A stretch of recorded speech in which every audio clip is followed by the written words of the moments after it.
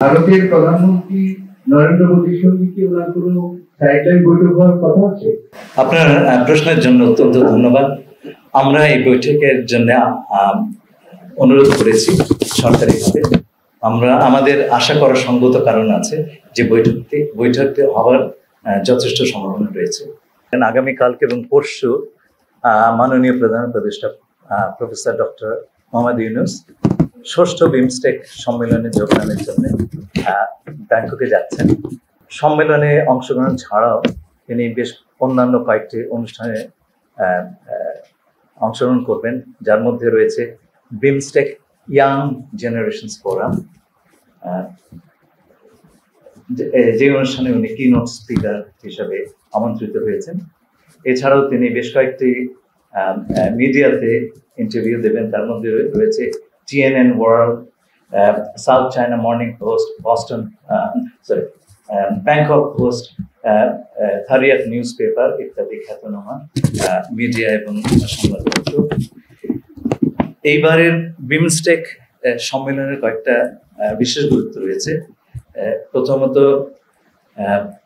বিমস্টেক গত 25 বছর ধরে এক্সিস্ট করলেও তার কর্মকাণ্ড আরো বিস্তৃত হবার এবং শক্তিশালী হবার প্রয়োজনীয়তা রয়েছে, এবং সেই উদ্দেশ্যে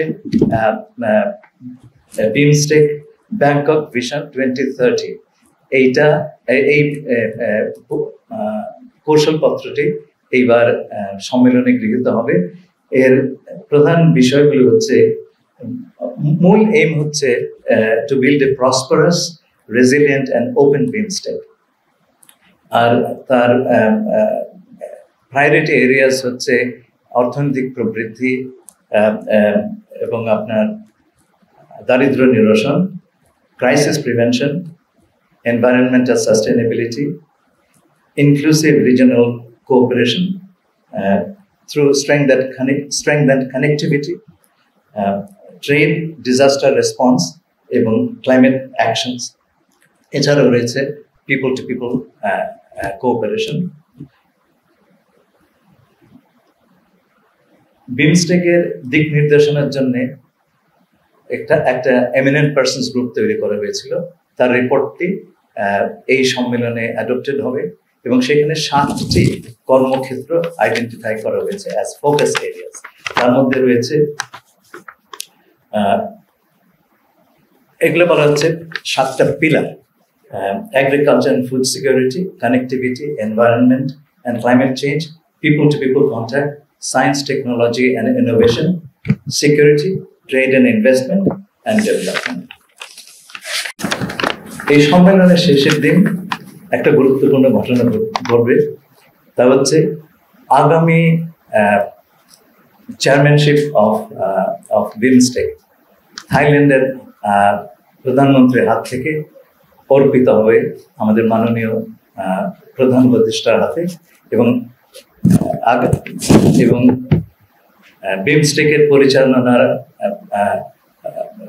একটা প্রধান ভূমিকা এই সময় থেকে বাংলাদেশ পালন করে আসবে। এই সম্মেলনকালে মাননীয় প্রধান উপদেষ্টা বিমস্টেকের বিভিন্ন রাষ্ট্রের সরকারের প্রধানদের সঙ্গে আলোচনায় দ্বিপাক্ষিক বৈঠক করবেন। এছাড়াও উনি 2টি এগ্রিমেন্ট এবং MOU সাইনিং এর সময় উপস্থিত থাকবেন। পরশুদিন অর্থাৎ 4 এপ্রিল উনি ঢাকার উদ্দেশ্যে রওনা দেবেন।